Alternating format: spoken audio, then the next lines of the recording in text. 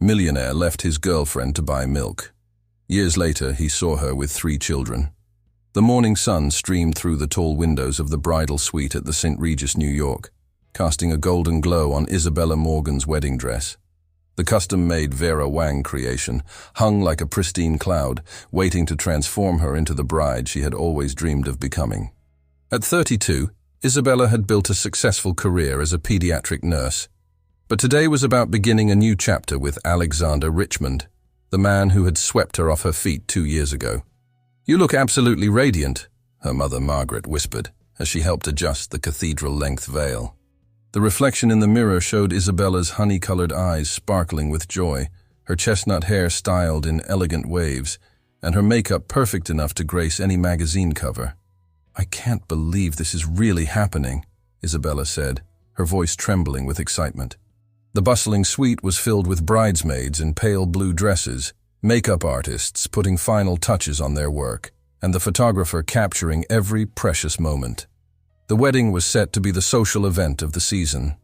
Alexander, CEO of Richmond Enterprises and one of New York's most eligible bachelors, had spared no expense.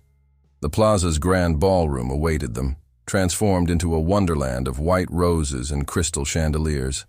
300 guests would witness their union, including business moguls, socialites, and politicians. Isabella's phone buzzed with a text from Alexander. "Need to run a quick errand. Getting some milk for my morning coffee. Back in 15 minutes. Love you." She smiled at the message's casualness. It was so typically Alexander. Even on their wedding day, he insisted on his specific brand of organic milk for his coffee. "Some things never change," she murmured, amused by his quirks. But 15 minutes turned into 30, then an hour. The bridesmaids exchanged worried glances. Isabella's father, James, paced the room, his polished shoes clicking against the marble floor. The wedding planner darted in and out, making hushed phone calls. "He's not answering his phone." Sarah, the maid of honor and Isabella's best friend since college, reported with growing concern. The excitement in the room gradually shifted to tension, then to dread. 2 hours past the ceremony's scheduled start time, Isabella stood alone by the window, still in her silk robe, staring at the bustling New York street below. The guests were getting restless. Whispers had turned into open speculation. Her perfectly applied makeup was beginning to smudge from holding back tears. "Sweetheart," her father approached gently. I think we need to make an announcement." Isabella turned, her face a mask of dignified pain. "He's not coming back, is he?" The question hung in the air like a delicate crystal about to shatter. The next few hours passed in a blur. The wedding planner professionally handled the guests' departure. Friends and family surrounded Isabella with support, but their words of comfort seemed to come from a great distance. She sat motionless as her mother helped her out of the wedding dress she never got to wear down the aisle. That evening, alone in her apartment, Isabella discovered a single envelope that had been delivered by courier. Inside was a cashier's check for an astronomical sum, Alexander's way of making things right. The note attached read simply, "I'm sorry, I can't do this. Please forgive me." The check trembled in her hands as anger began to replace shock. This was what he thought she wanted? Money to compensate for public humiliation? For broken dreams? For a shattered heart? In that moment, as the city lights began to twinkle outside her window, Isabella made a decision. She wouldn't break down. She wouldn't become another society gossip story about the nurse who almost married into New York's elite. She would leave, start fresh somewhere far from the whispers and pitying glances. Opening her laptop, she began searching for nursing positions across the country. Seattle caught her eye, as far from New York as she could get while staying in the continental U.S. The rain-soaked city seemed appropriate for her mood, and more importantly, it offered a chance to disappear into anonymity. As she booked a one-way ticket for the following week, Isabella felt a strange mix of devastation and determination. Alexander Richmond had walked out of her life as casually as if he were actually going to buy milk. But she would walk away from this city with her head held high, carrying nothing but her dignity and the hope of a fresh start. Little did she know that the universe had plans far greater than her broken heart could imagine, and that this day, which should have been an ending, was actually just the beginning of an extraordinary journey. The constant drizzle of Seattle felt like a soothing balm to Isabella's wounded spirit as she stepped out of her new apartment building 6 weeks after leaving New York. The gray skies matched her mood, but there was something liberating about starting fresh in a city where no one knew her name or her story. She had secured a position at Seattle Children's Hospital, and throwing herself into work provided a welcome distraction from the emotional turbulence of the past month. Her tiny one-bedroom apartment in Queen Anne was a far cry from her luxurious New York condo, but it felt more like home than anywhere she'd lived before.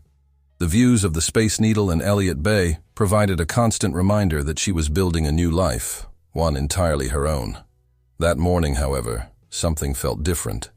As Isabella prepared for her shift at the hospital, the now familiar wave of nausea hit her again. She'd been attributing it to stress, to the upheaval of moving across the country, to anything but what it might actually be. But as she stood in her bathroom, staring at her reflection, she couldn't ignore the signs anymore. "This can't be happening," she whispered to her reflection, counting backward in her head to her last period. The numbers didn't lie. She was late. Very late.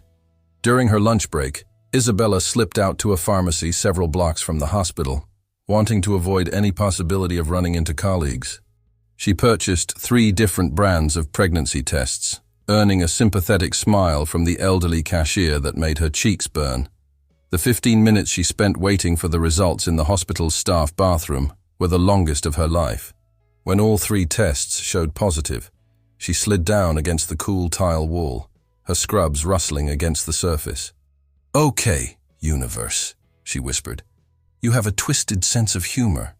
That evening, her hands trembling, Isabella called the one person she knew would understand. "Sarah, I need you to sit down for this." Her best friend's familiar voice came through the speaker. "Bella, what's wrong? Are you okay?"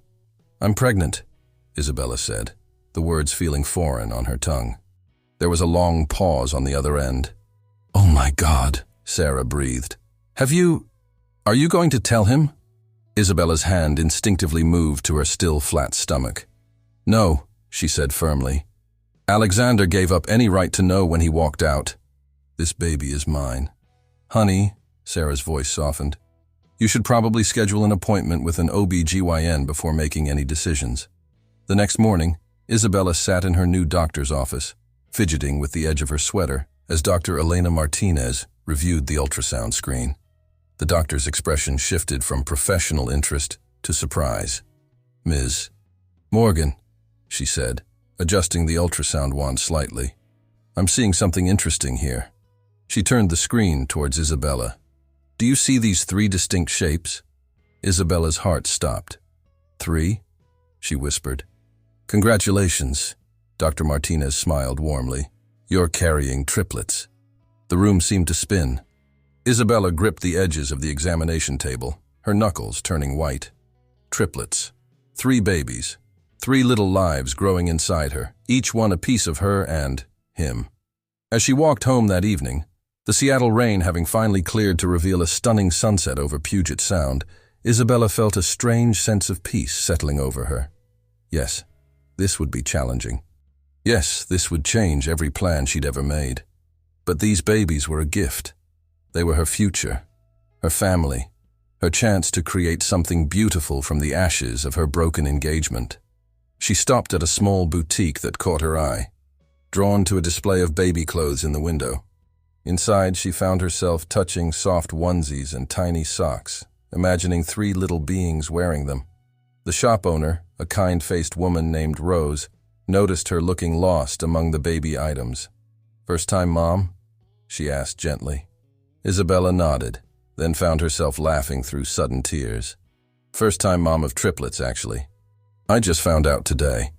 Rose's eyes widened with delight rather than pity, a refreshing change from the reactions Isabella had grown used to. "Well, honey, you've come to the right place. Let me show you our multiple birth section." 2 hours later, Isabella left the shop with 3 identical teddy bears, each wearing a different colored bow. As she placed them on her bedside table that night, she made a promise to herself and her unborn children. "We're going to be okay," she whispered, her hand resting on her stomach. "More than okay.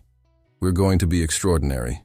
She began researching everything she could about multiple pregnancies, joining online support groups for mothers of triplets, and making lists of everything she would need. The practical tasks helped keep her mind off the broader implications of her situation, but in quiet moments, she couldn't help but think about Alexander. Would the babies have his steel blue eyes, his dimpled smile? Would they inherit his analytical mind or her creative spirit? These questions haunted her, but they also strengthened her resolve. These children would know love, stability, and commitment, everything their father had proven incapable of providing. As she drifted off to sleep that night, Isabella felt something she hadn't experienced since that devastating day in New York. Hope. Tomorrow would bring new challenges, but for the first time, she was looking forward to facing them. Her life hadn't turned out as planned, but perhaps it was turning into something even better, something extraordinary. Sophia, please put your shoes on. Nathan, stop chasing your brother with that spider toy. Lucas, breakfast isn't optional, sweetheart. Isabella's voice rang through their cozy craftsman home in Seattle's Green Lake neighborhood, orchestrating the usual morning symphony of raising 5-year-old triplets. The past 5 years had transformed her life in ways she never could have imagined that day in the doctor's office. Her children had become her greatest adventure, 3 distinct personalities who shared the same heart-melting smile and an uncanny ability to coordinate their chaos. Sophia, the eldest by 2 minutes, already showed signs of being a natural leader, her steel blue eyes, so like her father's, always scanning for new challenges. Nathan, the middle child, was the family diplomat, smoothing over conflicts with his gentle nature. And Lucas, the youngest by 4 minutes, was their dreamer, always lost in his own imaginative world. "Mommy, is Ms. Rose coming to watch us today?" Sophia asked, finally sitting down to put on her light-up sneakers. Their neighbor and dear friend, the same Rose who had helped Isabella during her first days of pregnancy, had become like a grandmother to the children. "Yes, sweetheart. Mommy has a big presentation at the hospital today." Isabella had worked her way up to pediatric department head, proving herself not just as a nurse, but as a leader. The promotion had allowed them to buy this house last year, an achievement that still filled her with pride. The morning routine continued with organized chaos. Breakfast served, faces washed, backpacks checked, and lunches packed.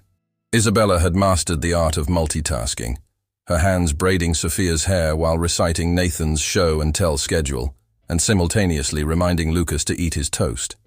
"Remember, we're going to the park after school today," Isabella reminded them as they piled into their minivan, her concession to practicality over style. "Ms. Rose will bring you, and I'll meet you there as soon as my presentation is done." The children cheered. Green Lake Park had become their favorite spot, its walking trail and playground offering the perfect outlet for their boundless energy. Isabella smiled at their excitement in the rearview mirror, noting how the morning sun caught their dark brown hair, the one feature they'd inherited from her. After dropping the kids at their Montessori school, Isabella headed to the hospital, her mind already shifting to her upcoming presentation. The pediatric wing's renovation project had been her passion for the past year, and today she would present the final plans to the board. The presentation went better than she could have hoped. The board approved her proposals unanimously, and several members specifically praised her vision for creating a more child-friendly environment. As she gathered her materials afterward, her colleague James stopped by her office. "Incredible job, Bella," he said, leaning against her doorframe. James had been asking her out for coffee for months, and while she appreciated his interest, she'd kept their relationship strictly professional. "Let me take you to dinner to celebrate." Isabella smiled apologetically. "Thank you, James, but I promised the kids we'd go to the park. Rain check?" His face showed disappointment, but also understanding. "Those 3 have you wrapped around their little fingers, don't they?" "Completely and utterly," she laughed, gathering her things. "And I wouldn't have it any other way." Driving to Green Lake Park, Isabella reflected on how full her life had become. Yes, there were moments when single parenthood felt overwhelming, times when she wished she had a partner to share the load. But she'd built something beautiful on her own, creating a stable, loving home for her children. The park was bustling with after-school activities when she arrived. She spotted Rose sitting on their usual bench, watching the triplets on the playground. Lucas was building an elaborate sandcastle, while Nathan and Sophia played on the swings, their laughter carrying across the park. Isabella checked her phone quickly before joining them, noting a message from Sarah about her upcoming visit from New York. Her friend had remained a constant support, flying out every few months to spend time with her honorary niece and nephews. As she walked toward the playground, a strange sensation prickled at the back of her neck, the feeling of being watched. She scanned the area instinctively, her protective maternal instincts kicking in. The park was filled with the usual crowd, parents, nannies, dog walkers, and then she saw him. Standing near the lake's edge, his expensive suit out of place among the casual park-goers, was Alexander Richmond. He was staring not at her, but at the children, his face a mask of shock and recognition. Even from this distance, she could see him putting the pieces together, their age, their features, the undeniable resemblance to himself. Isabella's heart began to race. 5 years of carefully constructed peace threatened to crumble in an instant. She had always known this day might come. Seattle wasn't that big, and Alexander's company had offices here. But she had hoped.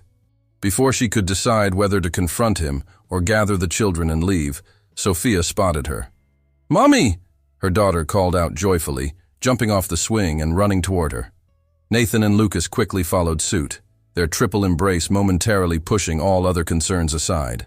But over their heads, Isabella's eyes met Alexander's, and 5 years of carefully buried emotions rose to the surface.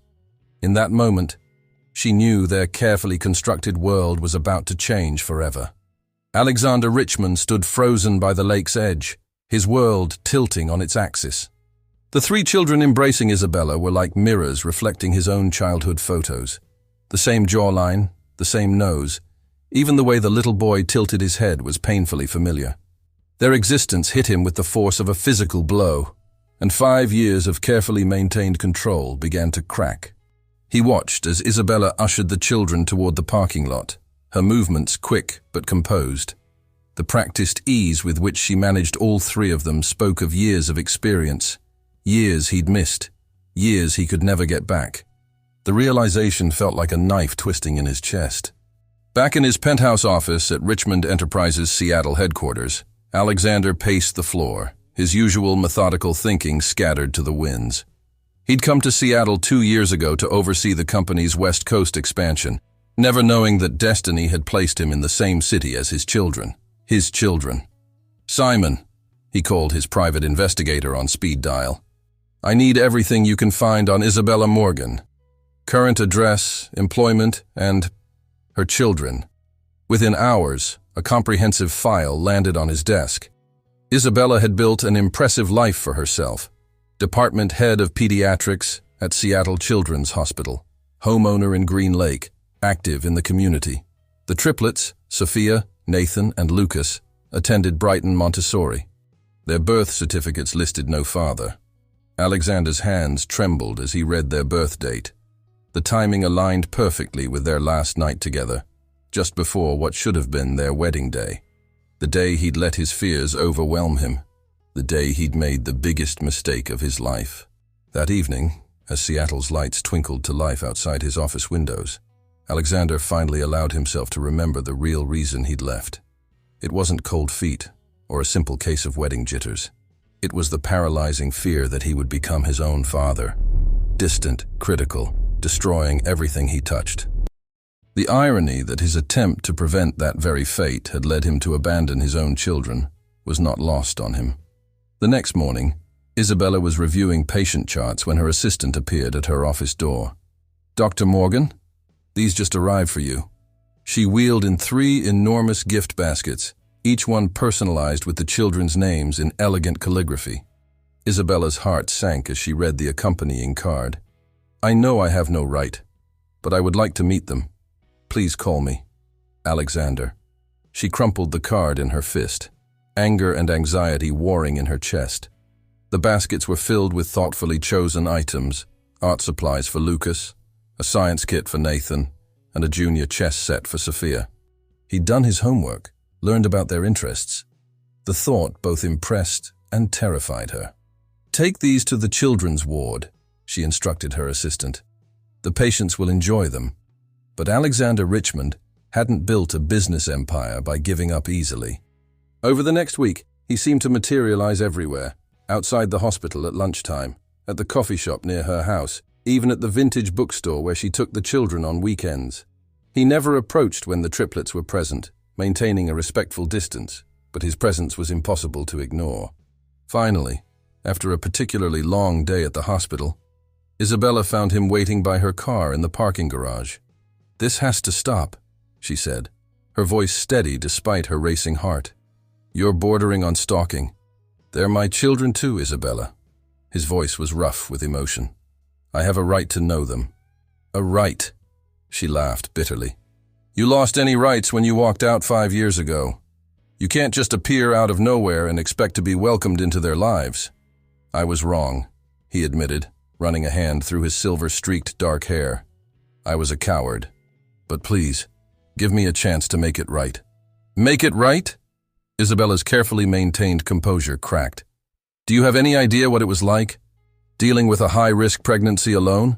Working full-time while caring for 3 newborns? Building a life from scratch in a new city? You can't just write a check and fix this, Alexander." He flinched at her words, but stood his ground. "I'm not trying to buy my way in this time, Bella. I'm asking for a chance to earn my place in their lives." "Please." Something in his voice, a note of genuine desperation, made her pause. The Alexander she'd known 5 years ago would have already called his lawyers, would have tried to force his way into their lives through legal channels. This man seemed different, humbled. "I need time to think," she finally said. "And if I agree to this, it happens on my terms. We do this slowly, carefully. The children's well-being comes first." "Anything," he agreed quickly. "Whatever you think is best." As she drove home that evening, Isabella's mind raced with possibilities and fears. How would she introduce Alexander to the children? How would they react? What if he disappointed them the way he disappointed her? But as she watched them that night, Sophia helping Nathan with his puzzle, Lucas drawing elaborate pictures of dragons, she knew she had to give them the chance to know their father. They deserved that much, even if it meant risking her own heart in the process. What she didn't know was that Alexander had already set in motion plans that would test her trust and potentially destroy any chance of a peaceful resolution. His corporate instincts were warring with his personal growth, and the resulting collision would shake their carefully constructed worlds to the core. Isabella spent the weekend carefully planning how to introduce Alexander into their lives. She consulted with her children's therapist, Dr. Chen, who had helped her navigate challenging conversations with the triplets in the past. The discussion would need to be handled delicately. At 5 years old, they were old enough to understand basic concepts of family, but young enough to be deeply impacted by major changes. "Mommy, why are you making your thinking face?" Sophia asked over Sunday breakfast, syrup dripping from her fork as she studied her mother's expression with those penetrating blue eyes. Isabella looked at her 3 children, their faces smeared with maple syrup and weekend happiness. "I have something important to talk to you about," she began, her heart thundering in her chest. "Do you remember how we talked about different kinds of families? How some kids have 2 mommies, or 2 daddies, or just 1 parent?" Nathan nodded seriously, always the most emotionally intuitive of the 3. "Like Tommy at school. He lives with his daddy on weekends." "Right," Isabella smiled. "Well, there's someone who would like to meet you. He's your father." The kitchen fell silent. Even Lucas stopped playing with his pancake shapes. "We have a daddy?" Sophia's voice was curious rather than upset. "Yes," Isabella replied carefully. "His name is Alexander, and he lives here in Seattle. He'd like to get to know you, but only if you want to." "Is he nice?" Lucas asked, his imagination clearly already spinning stories. Isabella took a deep breath. "He can be very nice, but I want you to understand something important. This is completely your choice. You don't have to meet him if you don't want to. And if you do, we can take it very slowly." The children exchanged looks, having one of those silent conversations that only triplets seemed capable of having. Can we think about it? Nathan asked, always the mediator. Of course, sweetheart. Take all the time you need. Later that evening, after the children were asleep, Isabella called Alexander. I told them about you today, she said without preamble. They're processing it. There was a sharp intake of breath on the other end of the line. How did they take it? They're curious but cautious. If, and I mean if, they want to meet you, we need to set some ground rules. Anything, Alexander agreed quickly. First, no gifts. You can't buy their affection. Second, we start with short, supervised visits. Third, you don't tell them you're their father until I say it's okay. For now, you're just a friend of mine. There was a pause on the other end of the line. The old Alexander would have bristled at being given orders, but finally he said, I understand. Thank you, Isabella. I know I don't deserve this chance. The first meeting was arranged for the following Saturday at a neutral location, the Seattle Children's Museum. Isabella chose it carefully, knowing the interactive exhibits would give the children something to focus on, besides the stranger in their midst. Alexander arrived early, having changed his suit for more casual attire, a sight that momentarily startled Isabella. He looked almost vulnerable in jeans and a sweater, pacing nervously by the entrance. The children approached cautiously, hiding behind Isabella's legs at first. But curiosity soon won out over shyness. Are you really Mommy's friend? Sophia asked directly, studying Alexander with an intensity that made him blink. I am, he replied, crouching down to their level. My name is Alex. Your mom tells me you like science experiments? Sophia's eyes lit up, and soon she was explaining her latest school project about butterflies. Nathan, noticing Alexander's genuine interest in his sister, gradually edged closer. Lucas remained skeptical until Alexander mentioned that he used to build model airplanes as a kid. Then the youngest triplet's imagination took flight.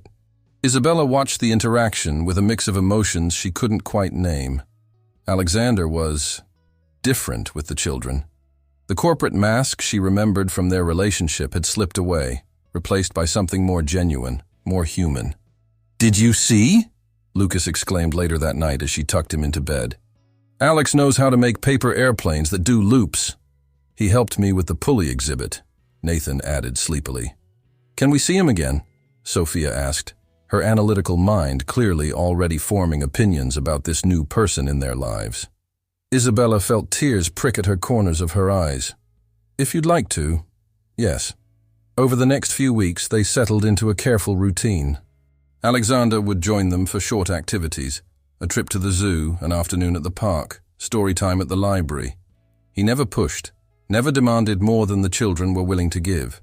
But Isabella noticed the legal documents that arrived at her office one morning, papers that would establish his paternal rights. He hadn't mentioned them to her, hadn't tried to serve them officially, but their existence proved that the corporate strategist still lived beneath the surface of this new, more patient Alexander.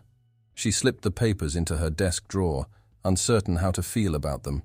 Part of her understood his desire to legally acknowledge his children, but another part feared this was just the beginning of a larger battle for control. What she didn't know was that Alexander was fighting his own internal battle. Between the business instincts that told him to secure his position legally and the growing realization that some things couldn't be won through corporate tactics. The joy on Lucas's face when he successfully flew a paper airplane, the way Nathan's eyes lit up when he solved a puzzle, Sophia's determined expression as she explained her theories about the universe. These moments were teaching him lessons about patience and earning trust that no business school could have provided. As Isabella watched him help the children build an elaborate block castle one afternoon, she realized with a start that she was seeing glimpses of the man she'd fallen in love with years ago, before power and position had hardened him. But could she trust this transformation? Or was she setting herself and her children up for another heartbreak? The change in Alexander's approach came suddenly, like a switch being flipped. Isabella should have seen it coming, the restless energy during visits, the barely concealed impatience in his voice during their conversations about the children. The businessman was resurfaces, pushing aside the patient father in training she'd cautiously begun to trust. It started with the private school applications she discovered in her mail. 3 of them, for the most prestigious preparatory academy in Seattle, complete with Alexander's personal recommendation letters and a note about his substantial donation to their endowment fund. Then came the calls from her realtor. Apparently Alexander had been inquiring about houses for sale in her neighborhood, specifically a mansion 3 blocks from her home. The realtor, excited about the potential commission, had let slip that Mr. Richmond wanted to be closer to his family. The final straw arrived in the form of her hospital's chief of staff, calling her into his office one morning. "Isabella," he began, clearly uncomfortable. "I've just had a rather interesting conversation with Alexander Richmond. He's offering to fund an entire new wing of the hospital, with one condition. He wants your schedule adjusted to allow for shared custody arrangements." Isabella felt the blood drain from her face. "He what?" "Now, I told him we don't make staffing decisions based on donations," the chief hastily added. "But I thought you should know. He seems quite determined." Anger blazed through her, hot and familiar. This was the Alexander she remembered, the man who thought everything and everyone had a price. She left work early that day, asking Rose to keep the children for a few extra hours, and drove straight to Richmond Enterprises' Seattle headquarters. His assistant tried to stop her, but Isabella stormed past, pushing open his office doors with enough force to make them bang against the walls. Alexander looked up from his desk, unsurprised. "How dare you?" she demanded, her voice shaking with rage. "We had an agreement. We were taking things slowly, building trust. And you go behind my back to try to buy your way into their lives?" Alexander stood, his corporate mask firmly in place. "I've been patient, Isabella. I've played by your rules. But they're my children too, and I have a right to give them the best of everything." "The best of everything?" She laughed bitterly. "Like you gave me the best wedding day ever? The best explanation for abandoning me? The best 5 years of single parenthood?" "I'm trying to make up for that," he shouted, his mask cracking. "Do you think it's easy for me, seeing them only when you allow it? Watching them call me Alex when I'm their father? Having to hold back from giving them everything I can?" "Everything except time," Isabella shot back. "Everything except patience and understanding and the chance to build real relationships. You can't buy their love, Alexander. You can't force them to be the perfect little Richmond heirs you want them to be." "That's not what I'm trying to do," he protested, but his eyes flickered to the family photos on his desk, the carefully staged portraits of generations of Richmonds looking distinguished and successful. "Isn't it?" Isabella moved closer, her voice dropping. "Let me be very clear. If you pursue this path, if you try to use your money and influence to force your way into their lives, I will fight you with everything I have, and you'll lose them forever. Are you threatening to keep me from my children?" His voice took on a dangerous edge. "I'm promising to protect them from becoming pawns in your corporate game. They're 5 years old, Alexander. They need a father who sees them for who they are, not what they represent to the Richmond legacy." Her words seemed to hit him like physical blows. He sank back into his chair, the fight draining from him. "I don't know how to do this," he admitted quietly. "In business, when I want something, I make it happen. I use whatever resources I have." "It's who I am." "Then maybe you need to figure out who you want to be," Isabella replied, her anger giving way to exhaustion. "Because those 3 children, they're not a business deal to be negotiated. They're not assets to be acquired. They're little people with hearts that can be broken and trust that can be shattered." She turned to leave, then paused at the door. "Cancel the school applications. Stop house hunting in my neighborhood. And don't ever try to use my job as leverage again. If you want to be in their lives, you need to earn it, the hard way, just like every other parent." As she drove home, Isabella's hands trembled on the steering wheel. She had seen something in Alexander's eyes during their confrontation, a flash of genuine pain when she'd mentioned the children's hearts being broken.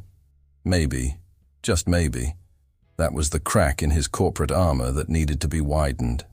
That evening, as she watched the triplets playing in the backyard, their laughter carrying on the warm spring air, she sent Alexander a text. "Saturday. Park. If you're ready to try again, the right way." His response came hours later. "I'll be there. No strings attached. I promise." Isabella looked at her children, blissfully unaware of the adult drama swirling around them. Sophia was teaching Nathan and Lucas some new game she'd invented, her natural leadership shining through. They were happy, well-adjusted, loving children.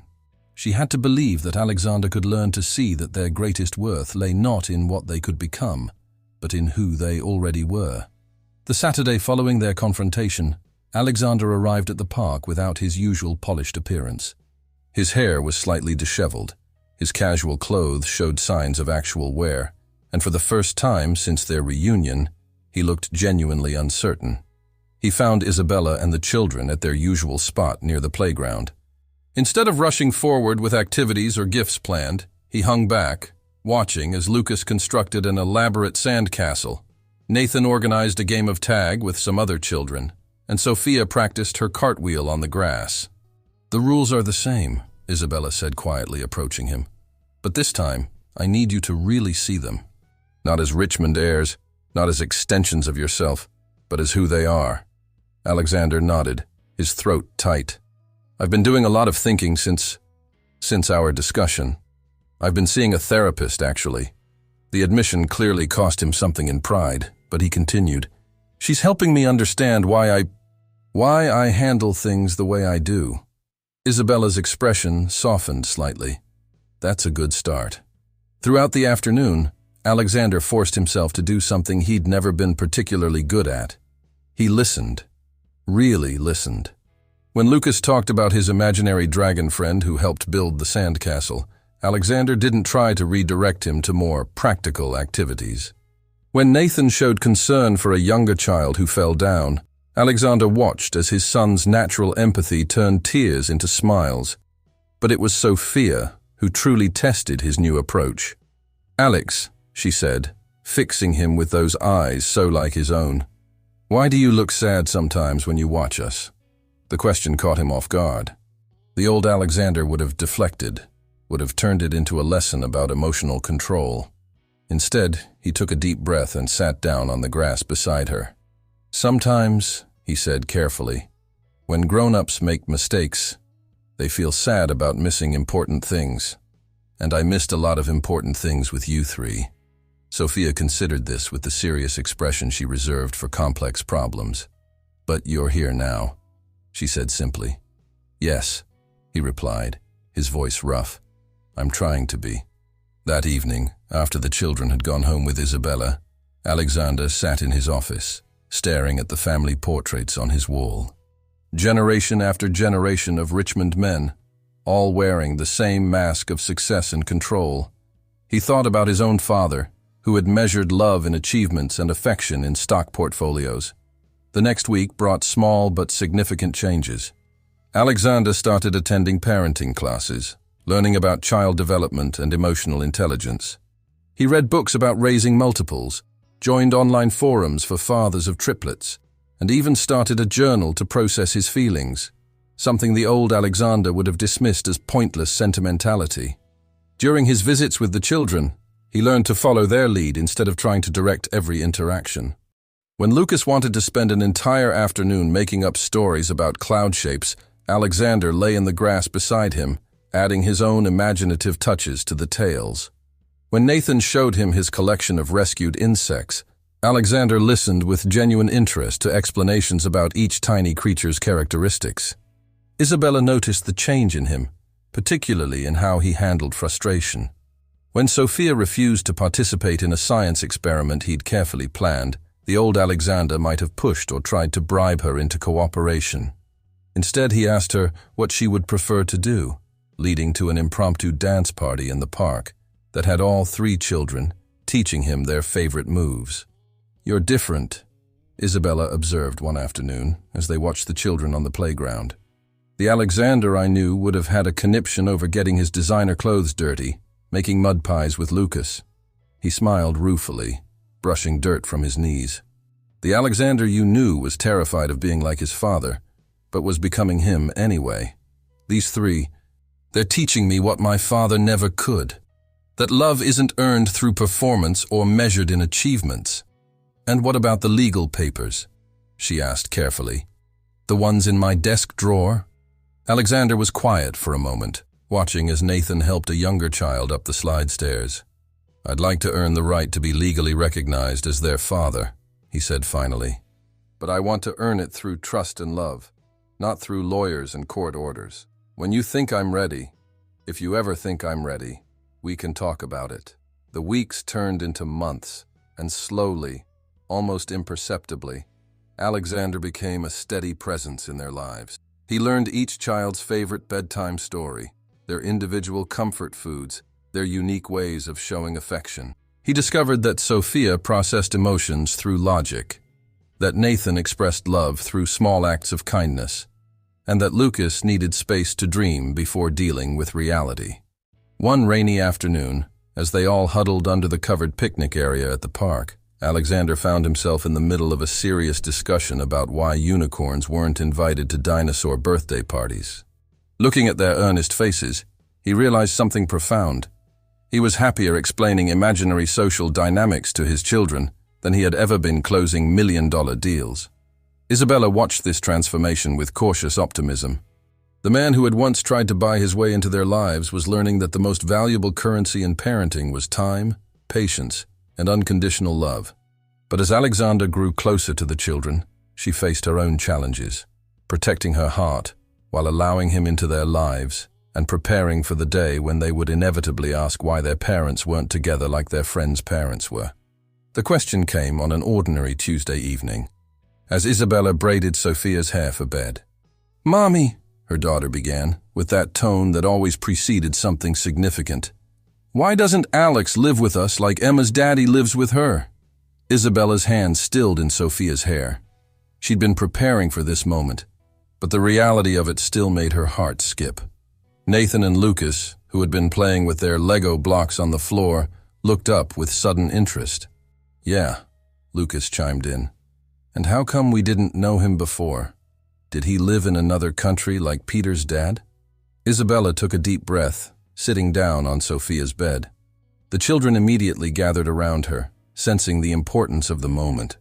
"Remember how we talked about Alex being your father? Well, sometimes grown-ups make complicated decisions that affect their lives and the lives of others. Did he not want to be our daddy before?"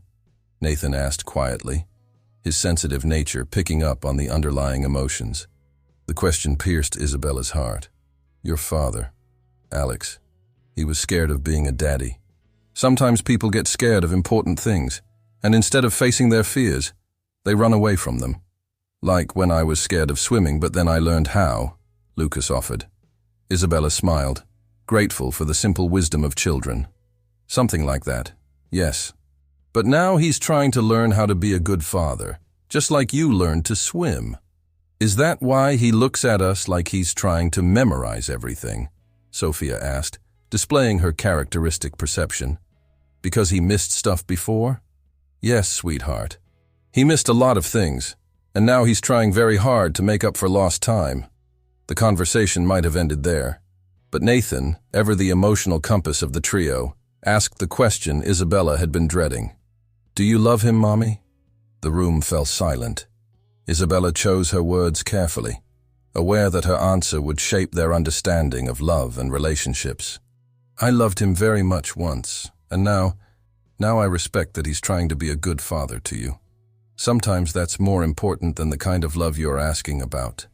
The next day, during their scheduled park visit, Isabella noticed the children watching Alexander differently. They were more thoughtful in their interactions, more deliberate in their questions. And Alexander, sensing the shift, responded with equal thoughtfulness.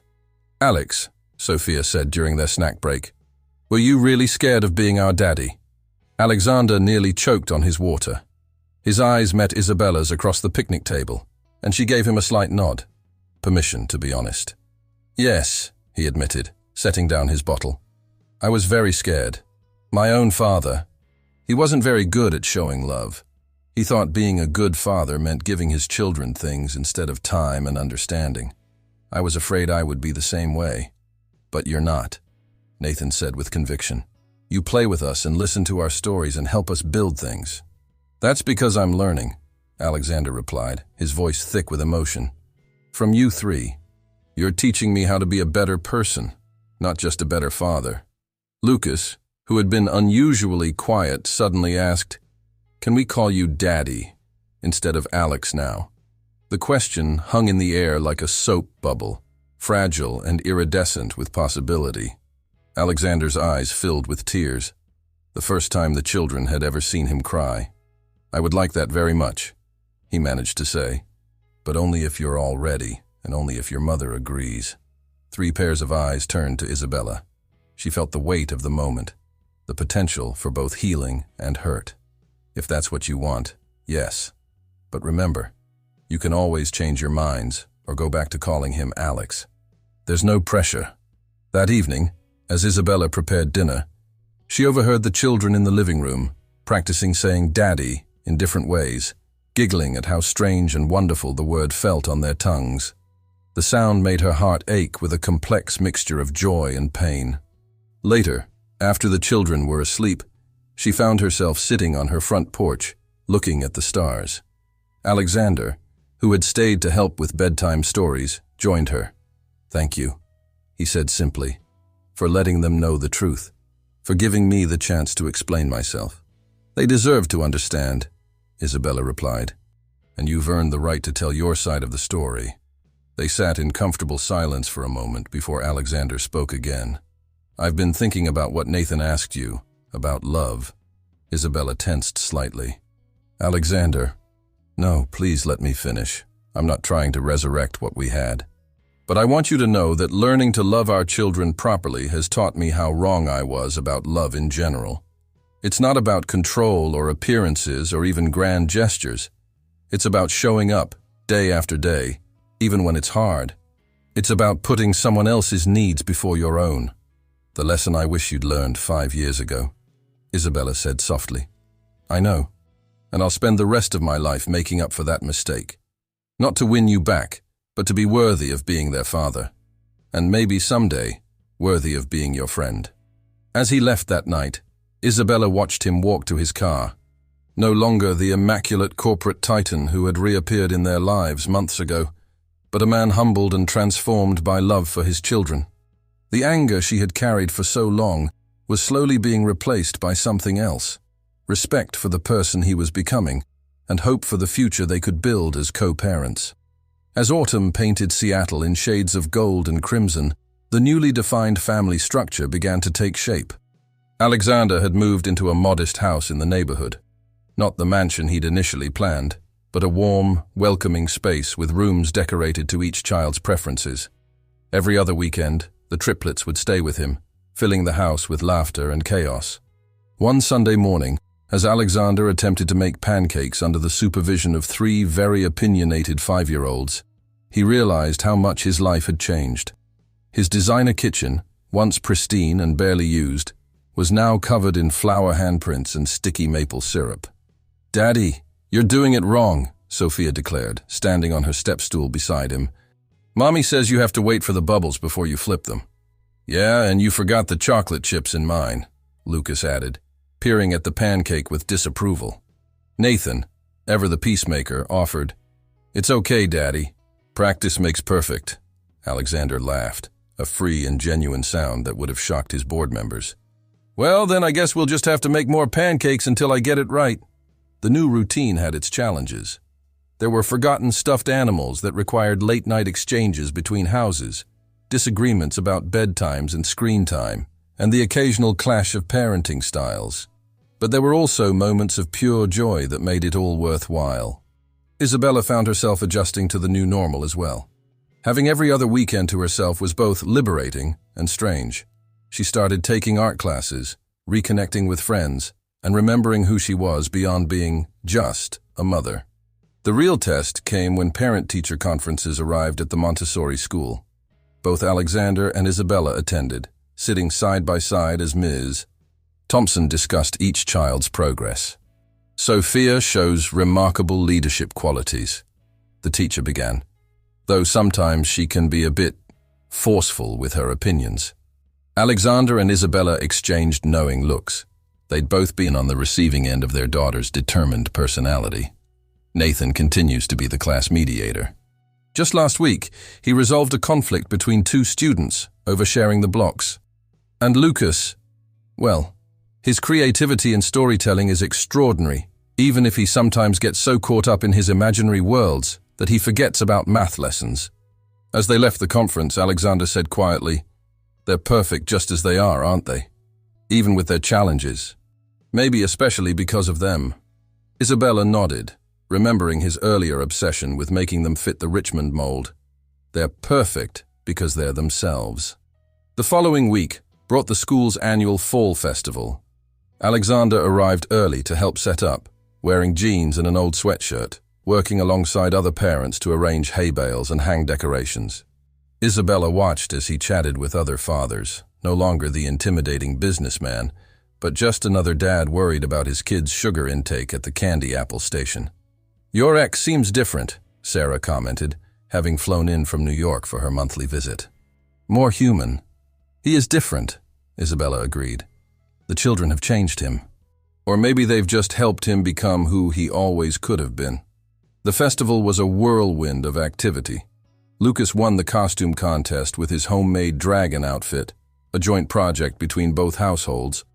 Nathan organized a face painting station for the younger children, and Sophia gave impromptu tours of the school to new families, proudly pointing out her artwork on the walls. As evening fell and the festival wound down, Isabella found Alexander sitting on a hay bale, watching the children play tag with their friends.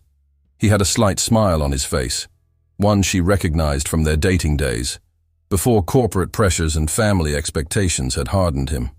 "Penny for your thoughts?" she asked, sitting beside him. "I was just thinking about my father," he replied. "He never came to a single school event. He always said he was too busy building an empire for me to inherit. I never understood until now what he was really missing. And what was that? Life. Real life. Not the manufactured version we display in corporate annual reports, but this." He gestured to their children, their faces flushed with excitement and happiness. "The messy, imperfect, beautiful reality of watching your children grow." Their conversation was interrupted by all three children running up, out of breath and laughing. "Daddy! Mommy! Can we have one more turn on the hayride, please?" Isabella checked her watch. "It's getting late." "Please?" they chorused, employing their triple-powered puppy dog eyes, a force that both parents were still learning to resist. Alexander caught Isabella's eye, and they shared a moment of perfect understanding. "One more ride," they said in unison, causing the children to cheer. As they watched the hay wagon disappear around the corner, carrying their laughing children, Isabella realized something. They were no longer just co-parents tolerating each other for the children's sake. They had become something else, friends, partners in the grand adventure of raising three extraordinary children. That night, as she tucked the exhausted trio into bed, each child smelling of hay and candied apples, Isabella felt a deep sense of peace. Their family might not look like the traditional model, but it was working. They were writing their own story, one that valued growth over perfection, forgiveness over resentment, and love over appearances. What she didn't know was that this peace would soon be tested by an unexpected development, one that would force both her and Alexander to confront their lingering feelings and decide once and for all what kind of future they wanted to build. The news came on a crisp November morning. Alexander's father, Richard Richmond, had suffered a severe stroke. Though he survived, the doctors were clear. He would need constant care and support during his recovery. The mighty patriarch of the Richmond Empire was suddenly vulnerable, human, and in need of his son. Alexander received the call during one of the triplets' soccer practices. Isabella noticed immediately when his face changed, the color draining from his features as he stepped away to take the call. When he returned, she could see the conflict in his eyes before he even spoke. "I need to go to New York," he said quietly, watching the children chase the ball across the field. "My father, he's in the hospital. The board is pressuring me to temporarily relocate to the East Coast to handle both his care and the company." Isabella felt her heart constrict. "For how long?" "They're saying at least 6 months." His voice cracked slightly. I can't leave them again. Not now. Not when we've finally..." The children noticed their father's distress during the car ride home. Nathan, especially, kept glancing between his parents with worried eyes. At home, while the kids were occupied with their post-practice snacks, Isabella and Alexander retreated to the porch for a private conversation. "You have to go," Isabella said softly. He's your father, regardless of your complicated relationship. And those 6 months don't have to mean losing connection with the children. We have video calls, and they can visit during school breaks. Alexander ran his hands through his hair, a gesture of frustration she remembered from their earlier days. Do you know what finally made me understand what kind of father I wanted to be? Watching Lucas draw pictures of his family at school. He drew all of us, you, me, his siblings, and everyone was smiling. I never drew my father smiling in my childhood pictures. I don't want to risk losing what we've built. The next challenge was telling the children. They gathered in Isabella's living room, the triplets sensing the seriousness of the moment as they settled on the couch. Your grandfather is sick, Alexander began carefully. He needs my help in New York for a while. Our grandfather? Sophia's eyes widened. We have a grandfather? The innocent question hit Alexander like a physical blow. In all the months of building relationships, he had never mentioned his own father to his children. Yes, he answered. My father. He hasn't been well for a long time in many ways. But now he needs me. Are you leaving us? Lucas's lower lip trembled. No, buddy, never leaving. Just going away for a little while to help family. We'll talk every day and you can visit me in New York, and I'll fly back as often as I can. Promise? Nathan asked quietly. I promise. And you know what? While I'm there, I can show you where I grew up. There's a park near my old house that has the best carousel in the world. The children processed this information in their unique ways. Sophia immediately began planning what she would pack for their first visit to New York. Lucas wanted to know if there were dragons in Central Park. Nathan, however, remained quiet, studying his father with those thoughtful eyes that seemed to see right through adult pretenses. Later that night, after the children were asleep, Isabella found herself helping Alexander research private jets that could make the cross-country trip faster, looking up the best times for video calls considering the time difference, and creating a shared calendar to track visits and important events. We'll make this work, she assured him, surprised by how much she meant it. They're stronger than you think. We all are. As Alexander prepared to leave the following week, the children presented him with going-away gifts. Sophia had created a detailed schedule of when they would call. Lucas had drawn a picture of a dragon guarding the Richmond building in New York. Nathan had written a story about a daddy bear who had to go help his daddy bear, but always came back to his baby bears. The morning of his departure, Alexander came to say goodbye before school. The children clung to him, extracting multiple promises about calls and visits. When they finally left for school, Isabella found herself alone with Alexander for the first time in months. Thank you, he said softly, for understanding, for helping them understand, for everything. Isabella felt tears threatening and blinked them back. Just remember your promises, not just to them, but to yourself.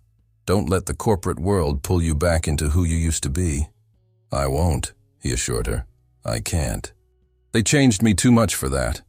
Then, in a moment that caught them both by surprise, he reached out and squeezed her hand.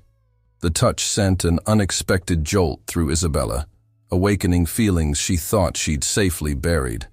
As she watched his car drive away, Isabella realized that the next 6 months would test not only Alexander's commitment to their new family dynamic, but also her own carefully constructed emotional walls. The children weren't the only ones who had grown attached to this new version of Alexander Richmond. What neither of them knew was that this temporary separation would force them to confront not just their past, but their possible future, and that sometimes the greatest growth happens in the spaces between goodbye and hello. The first month of Alexander's absence tested them all in different ways. The children adapted to nightly video calls, sharing their daily adventures with infectious enthusiasm. Sophia would hold her artwork up to the camera, carefully explaining each detail. Lucas would act out elaborate stories, using his entire bedroom as a stage. Nathan would quietly show his father the caterpillar he was watching transform into a butterfly. Isabella found herself taking on the role of technical director for these digital reunions, ensuring the internet connection was stable and the lighting was good enough for Alexander to see every expression, every smile, every new gap where baby teeth had fallen out. "Daddy, guess what?" Sophia announced during one evening call. "I got elected class president." Alexander's face filled with pride on the screen. "That's wonderful, sweetheart. Tell me all about your campaign." "I promised everyone would get a turn being line leader," she explained seriously, "and that we'd have more science experiments during free time." Isabella watched from the doorway as Alexander engaged with each child, noting how he'd learned to shift his attention and energy to match each of their personalities. He was more animated with Lucas, more analytical with Sophia, and more gentle with Nathan.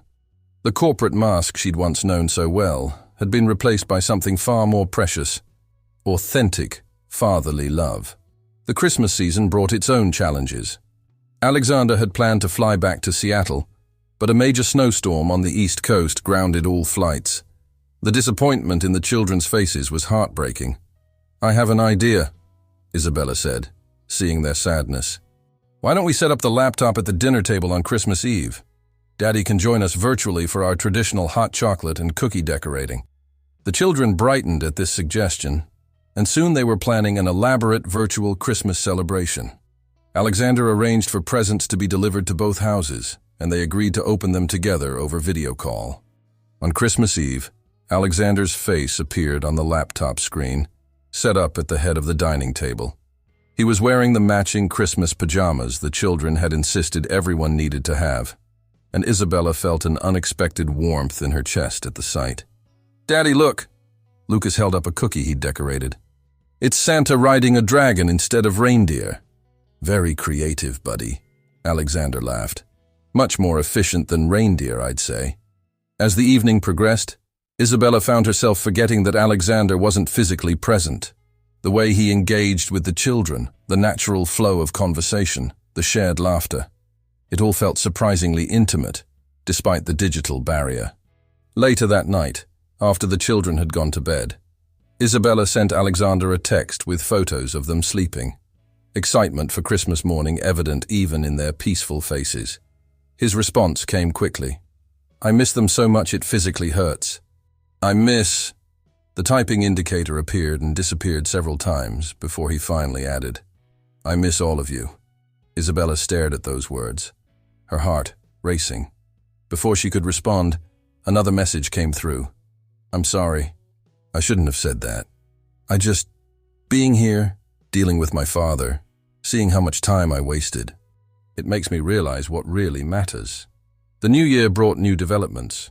Alexander's father had begun showing signs of improvement, but the corporate responsibilities kept him tethered to New York. The children's first visit was scheduled for their spring break, and the excitement in the household was palpable. "Do you think grandfather will like us?" Nathan asked one evening as Isabella tucked him in. The question caught her off guard.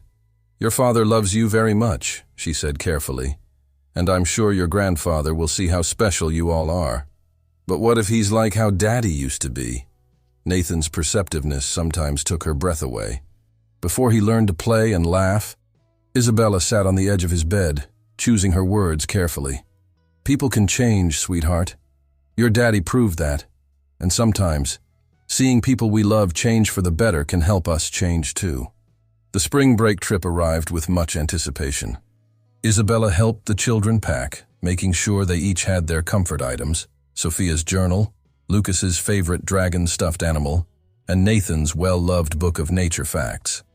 As she watched them board the private jet Alexander had sent, despite her protests about commercial flights being fine, Isabella felt a mixture of emotions she couldn't quite name. Pride in their independence, worry about their first trip away from her, and something else. A growing awareness that Alexander's absence had affected her more than she'd admitted to herself. What she didn't know was that this visit to New York would set in motion events that would force both her and Alexander to finally confront the feelings they'd been dancing around. Sometimes distance doesn't make the heart grow fonder. It just makes it more honest about what it wanted all along. The New York spring welcomed the triplets with cherry blossoms in Central Park, and a father who couldn't stop grinning as he hugged them at the private airport. Alexander had arranged a week filled with carefully planned activities, but it was the unplanned moments that would prove most significant. Richard Richmond, still recovering in his penthouse apartment, met his grandchildren for the first time with uncharacteristic tears in his eyes. The man who had once ruled his corporate empire with an iron fist now sat in a wheelchair, watching in wonder as Lucas showed him how to make paper airplanes, as Sophia explained her latest science project, and as Nathan quietly placed a handmade get-well card on his lap. "They're nothing like what I expected Richmond heirs to be," Richard commented to Alexander one evening after the children had gone to bed.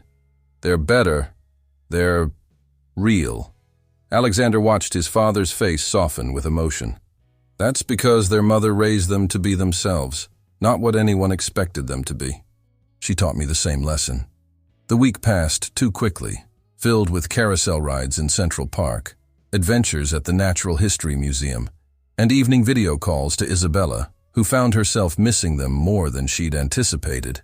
But it was during these calls that she noticed something different about Alexander, a piece she'd never seen in him before, even during their engagement. On the children's last night in New York, after they'd fallen asleep in their rooms in Alexander's townhouse, he called Isabella. "I've made a decision," he said without preamble. "I'm stepping down as CEO." Isabella nearly dropped her phone. "What?" "I'm promoting my COO to take over. She's more than ready. I'll remain on the board, but I'm moving back to Seattle permanently." My father agrees. Surprisingly. Actually, his exact words were, "Don't be as stupid as I was." "Alexander, let me finish," he continued. "These past months, watching our children grow through a screen, missing their daily lives, it made me realize something. Success isn't about corporate achievements or family legacies. It's about being present for the moments that matter." Isabella felt tears forming in her eyes. "The children will be thrilled to have you back." "There's more," he said, his voice softening. "Being away from all of you, it's made things very clear for me. I'm not asking for anything, and I completely understand if you don't feel the same way. But I need you to know, I'm still in love with you, Isabella. Not the memory of you, not what we had before, but who you are now. The strong, amazing woman who raised our children, who taught me how to be a better man, who gave me a second chance I probably didn't deserve." The silence that followed was heavy with possibility. "I think," Isabella finally said, her voice trembling slightly, "that we should have this conversation in person." 2 weeks later, they sat on Isabella's porch swing after putting the children to bed. The Seattle evening was typical, a light drizzle falling, the air fresh with spring promises. "I was so angry at you for so long," Isabella admitted. "Not just for leaving, but for making me question everything I thought I knew about love. You had every right to be. But watching you these past months, watching you change, watching you put the children first, watching you face your fears and your father's legacy, I realized something too. The man I fell in love with years ago, he wasn't ready for real love. But the man you've become, he might be." Alexander turned to face her, hope and fear warring in his expression. "What are you saying?" "I'm saying, maybe we could try again. Slowly. Not for the children. Not because of our history, but because of who we are now." The porch light cast a soft glow as Alexander reached for her hand, and this time, Isabella didn't pull away. They sat in comfortable silence, listening to the rain and the distant sound of their children's peaceful breathing through the baby monitor they still kept for comfort. 3 months later, the family gathered in that same park where Alexander had first rediscovered them. The triplets ran ahead to their favorite playground, their laughter carrying on the summer breeze. Isabella and Alexander followed hand in hand, no longer bound by the past, but moving forward together. "You know," Sophia said matter-of-factly that evening as they all sat around the dinner table in their newly combined home, "I always knew you and Daddy would figure it out eventually." "Oh, really?" Isabella asked, amused. "How's that?" "Because," her daughter replied with the wisdom only a child could possess, "sometimes people need to get lost before they can find their way home." Lucas looked up from his drawing of their family, now featuring not just smiles, but hearts all around them. And because love stories always have happy endings, Nathan, quiet as always, simply reached out and held both his parents' hands. No words were needed. Later that night, as Alexander and Isabella stood in the doorway of their sleeping children's rooms, he whispered, Thank you for giving us a second chance at our happy ending. No, Isabella corrected him gently. This isn't an ending. It's a beginning. And she was right. Their story wasn't about recapturing what was lost, but about building something new, something stronger, wiser, and more beautiful than before. It was a story about family, about growth, about the courage to change, and about love in its purest, most patient form. A love that, like their children, had taught them both how to be better versions of themselves.